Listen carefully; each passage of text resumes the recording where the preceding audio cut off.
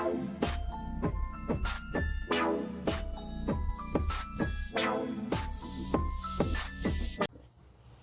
guys, it's your girl. Joke lang. Hi guys! So, chill lang tayo today. We're just going to discuss random things, pero more on opinions and ano yung tingin namin about relationships, friendship, depende kung saan maglilid yung kwentuhan. So, nasa sa inyo naman if gusto nyo kaming pakinggan or nasa sa inyo din naman kung ayaw nyo din.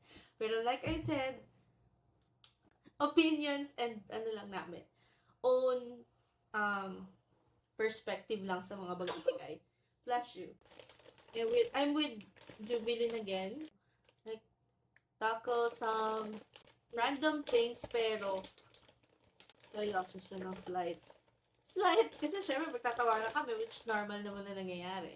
Yeah. Wala kaming ibang sabing name. Parang in general lang siya kung ano lang yung tingin namin sa mga bagay-bagay. Actually, suggestion niya yun. Suggestion niya. Uy, baka malaman nila. Hindi, just to ano lang, parang at least, ano din, wala, gusto na namin, bakit ba? Gusto na namin, maldita. Pero yun nga. Okay, so, tsaka yung mga sasabihin namin, don't quote us on that. Parang yun lang yung tingin namin na opinions sa mga nagiging experience namin. Masyado tayong ano ha. Anyway, sige, okay. Anong mas prefer mo? Marriage muna or live-in? Actually, medyo tricky yung question na yan. Why? Sa panahon kasi ngayon, nakakatakot din yung hindi mo pa ganun kakilala, tapos kasal kayo agad. Sa panahon din ngayon, mahirap din naman, actually depende sa paligid mo eh. Kasi ang ibang tao, ang thinking nila sa pag nag-live-in kayo is more of, nagmamadali kayo, ganyan, hindi pa kayo kasal, ganyan. Pero minsan, merong advantage tsaka disadvantage yung pag-live-in din eh, before marriage eh. Siguro, not literally super live-in, like talagang, ano ba yun, parang, siguro, I mean, tulad na sabi ko kanina, depende sa experience. As for my experience, hindi siguro ako literal na live-in, nasin kaming dalawa lang. Siguro with his family, and it's very, biglaan yun. Like, inabot ng pandemic, and kailangan talaga wala akong magagawa. It's because of work din eh. Kumbaga, yun, doon pa lang, magjowa pa lang. So, kumbaga, madami kang na-discover, na na-realize sa mga ganong eksena. Doon, hindi kami literal na super live-in, na talagang live-in tayo. Yung talaga, pinag-usapan na live-in tayo, tara. Yung dalawa lang? Oo, yung tayong dalawa lang. Walang usapang ganun eh. Parang, I need to do that kasi because of my work and pandemic. Siguro ganun. Pero still, magkasama kasi isang bubong. Doon, kaya di mo may sinasabi yung mga matatanda na parang, doon mo makikilala. This is not about mag-boyfriend and girlfriend lang. Even family or friends. Doon mo makikilala ang isang tao pagkasama mo na sa isang bubong. Or nakatirahan mo. Parang, kasama mo na sa isang bahay, ganun.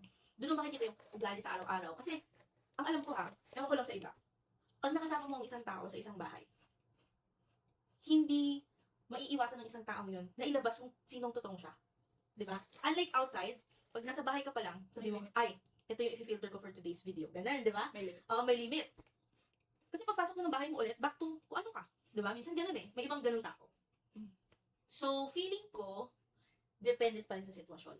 Kasi hindi lahat ng matagal sa relationship, they end up good. Diba? Pero, parang mahirap siyang decision. Pero syempre, mas maganda pa rin yung kasal kayo talaga.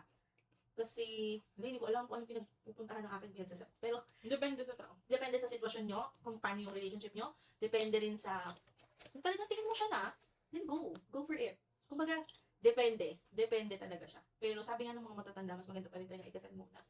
Kasi may mga iba talagang hindi napipigilan ng mga pangyayari. So, yeah. Lalo na ngayon, yung mga tao ngayon, medyo napupusok na. That's because of social media and everything. So, you know, it really depends. How about you? What do you think? Marriage or live-in? Live muna. Yun, depende. Kasi, maraming mag-iiba kapag kinasal na kayo. Yes, Which is your last name, ganyan-ganyan. Hmm. Tapos, yun nga, live-in, kailangan nyo muna magsama. Pero syempre, kailangan nyo mag-ingat kasi baka pag mabuntis si girl, syempre, meron na siyang kailangan responsibility. Na, what if mabuntis siya tapos yung guy na yun kasi hindi naman pala kayang panindigan. So, yeah, diba? It's true. Yun, live-in muna para sa akin. Siguro about, friendship. In general siguro. Ikaw ba yung tao na mabilis magtiwala? Or pinipili mo yung mga taong pinagkakatiwalaan.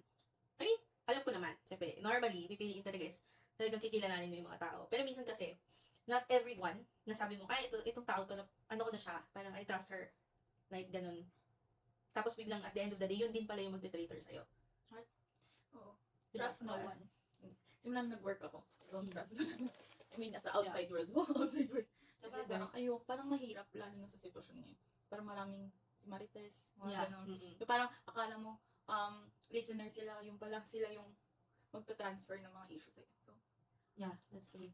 Actually, biktima ako ng ganun.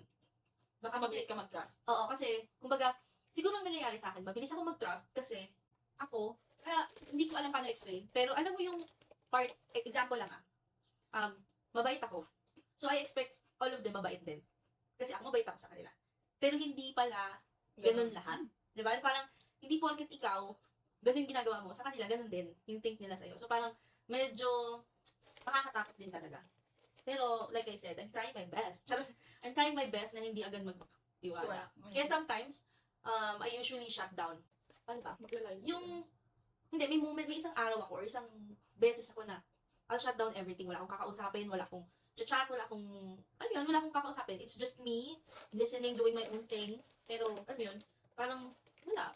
Bala kayo sa buhay niyo kung gusto nyo gawin. Basta ako, shutdown ko muna yung sarili ko. Mag-hibernate muna ako. Alam mo yung gano'n? So, parang i-charge ko muna siya na ako lang. Na kahit kating-kating na akong gusto kong i-chat si ganito, gusto kong kausapin si ganito. No, kasi medyo hindi ako okay. Alam mo yung gano'n? May mga moments ng gano'n eh. Nagsimula ako mag-gano'n pagtatako ng 28-29. Parang sabi ko, hindi din pala masama. Oo, na parang mag-shutdown ka minsan. Yung parang, wala, ikaw lang. Ayaw mo na may kausap, ayaw mo na. Parang mas gusto mo, loner ka muna, gano'n. Minsan sobrang insensitive yung mga tao na, nag-share ka ng mga post sa Facebook mo or something, ganun. Tapos di ka nag-reply sa chats nila. Kasi may reason ka, hindi dahil parang talagang purpose mo na. Oo, parang wala lang, ayaw ko talagang kausap ka, gano'n. May mga gano'n, may mga gano'n tayong moments na minsan, hindi lahat ng tao naintindihan yan. Yung parang feeling lang nila, talaga ba, dead mom ko, gano'n. But parang hindi nila alam kung bakit ginagawa ng tao yun. Yung, kasi talamok ngayon yung mga bullying, di ba? Not, kahit sabi mong physically or verbally, pero minsan online, di ba? Na-experience mo na ba na mabully ka, personal, and social media? Personal. Like in what? Na-try ko sa, hindi mo to sa libog ang kasi sobrang unbothered na ako. Lalo na yung, syempre tungkol na naman sa timbang ko, diba? Ganun usually. Lang. So parang yung body shame ka, gano'n? Ganun.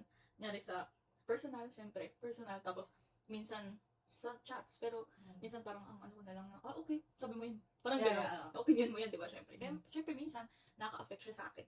Kasi, meron na akong point na, diba, habang nagda-diet ako last year, yung continuous na talagang no rice ako. Parang tingin ako na tingin sa salamin. Tapos kapag ako sumobra lang parang nagiging obsessed ka na din.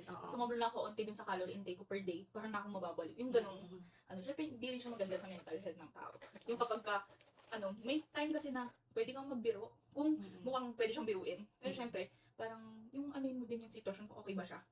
Kasi may iba na bibiruin mo, tapos syempre yung isa, dadamdamin niya, di ba? Pangit din na. Ako, ang ko dyan sa bullying, I've experienced both. Yeah. Yeah, personal and social media, ganun. Yun, na-experience ko yung both. Sobrang iba yung effect sa akin. Story time. Nung high school and college.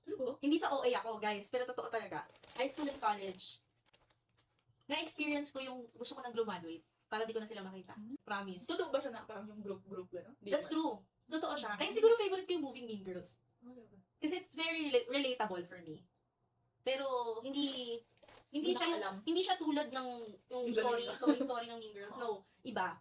I mean, na-try ko kumain sa CR because of it.